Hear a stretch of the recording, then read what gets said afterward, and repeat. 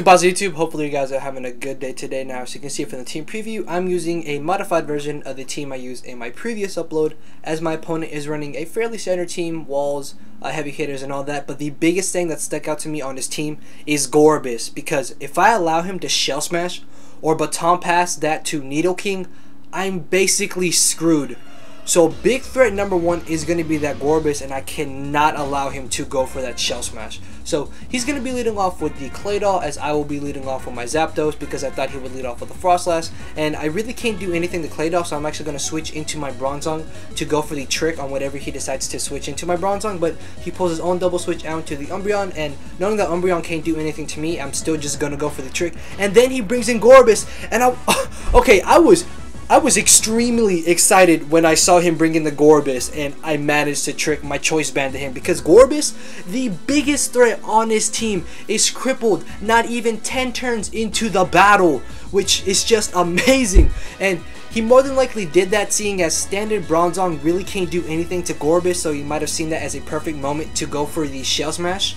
But hey, he wasn't expecting choice banded Bronzong, which just completely made that Sourbawss useless. So bring in my Roserade because he is locked into the Surf. I go straight for the Giga Drain, actually predicting him to bring in the Darmanitan. That way I could get some extra damage off on him.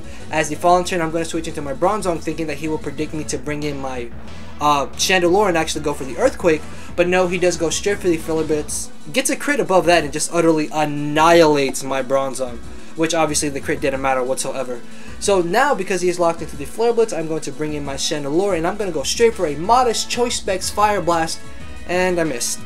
If you're wondering, modest Choice Specs Fire Blast does about 53% min to max special defense Umbreon, and about 63 to 67% max. So if I had hit that first Fire Blast the following turn, I could have finished him off with the second Fire Blast, but it is 85 accuracy, so I really can't complain about it. As I switch into my Roserade to take Toxic, I'm going to switch into my Zapdos, predicting him to go for the Wish, and then I'm going to sub up on his Toxic, as he did go for Toxic. So I'm just going to stay in Gouge or Gauge to see how much damage a Thunderbolt is going to do, and it does about, I want to say 15%, but really, if I just stay in, I'm just going to end up losing this war, because he can Toxic me as I go for the Roost or go for the Thunderbolt. So what I'm going to do is switch out to my Roserade, thinking he would go for the Toxic, but no, he does actually just go straight for the Payback, seeing as if I did get behind a substitute, I could get more damage off on him. So I should have just stayed in and be gone for another Thunderbolt, but it's not really that big of an issue. As this turn, because he did go for the Wish, I'm pretty positive he is going to go for another Payback, so I can get a free switch out to my Scrafty. But he actually switches into the Nidoking to more than likely take the Giga Drain and then be able to regain the recovery with the Wish. But knowing that Scrafty have some very good natural bulk, and I am at full HP, I should be able to take any singular hit from this Nidoking and go for an Ice Punch. And I do manage to take the hit, go for the Ice Punch. Does about 60%, I want to say. As the following turn, I make one of the most obvious switches. I knew he would predict me to bring in Zapdos to take the Earth Power, yet I did it anyways. And so at this point I'm just thinking, well, he's going to finish me off, right? But no, he actually decides to bring in the Umbreon, which means I'm going to be able to roost up to full HP. And if you're wondering why I did this, because he is carrying the Toxic, I knew he wouldn't go for it, seeing as I could easily substitute up and be behind a substitute, then go for a Roost that turn. So I knew he would either go for the Wish or go for the Payback, and as you saw, he did go for the Wish.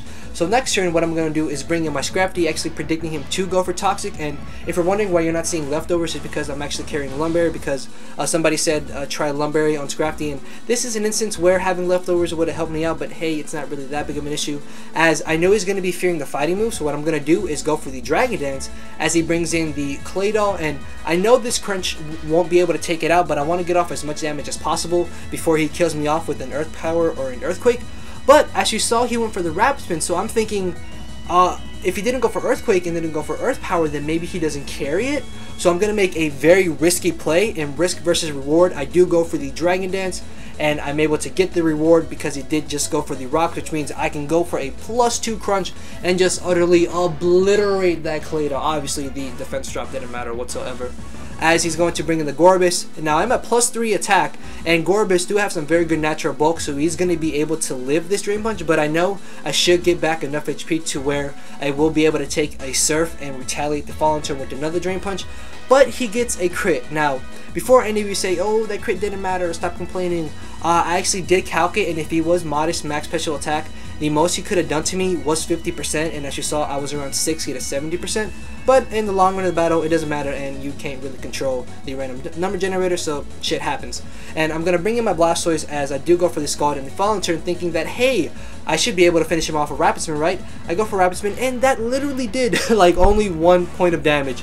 But hey, it's fine because I know what he's doing. It's just leaving in his Gorebyss for Death Fodder. So now I can get a free switch out into my Roserade, and I'm thinking that if he's just going to leave in Gorebyss, I do resist the Surf, and it's doing practically nothing to my Roserade. So I'm going to go for Elair Spikes. In the following turn, I make a bit of an over prediction, and I actually predicted him to bring in the Darmanitan on my second layer of Spikes, which is why I go straight for the Giga Drain. And what I should have done was gone for my second layer of Spikes, because you're going to see that that really could have benefited me later on in the battle, as I'm going to be able to get rid of the Gorebyss. Luckily, that misplay on this part made that Gorebyss a whole lot easier to play around with. As he brings in the Zap, I was going to say as he brings in the Zapdos, sorry. As he brings in the Nidoking, he actually ends up going for the Ice Beam, more than likely predicting me to bring in my Zapdos or possibly bring in my Chandelure on the Fire Blast. Luckily, he didn't go for the Fire Blast. I was able to take the Ice Beam and retaliate with the Giga Drain. And at this point, my Roserade is really the most expandable thing on my team, so I'm actually going to leave her in for Death Fodder. As the following turn, I can either switch into my Zapdos or switch out into my Chandelure, and I want to keep my Chandelure at as much HP as possible.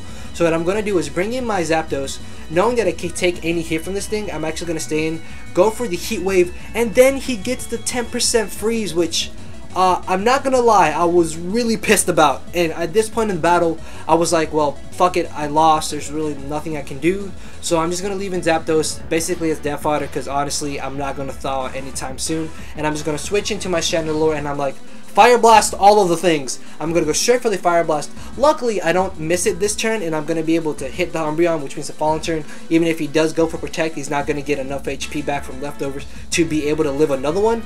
I actually burn him, which really doesn't matter whatsoever, because it still would have been a 2 KO. But hey, I guess that's a nice little gesture to make up for the hacks that he got. But again, hacks happens and you can't do anything about it.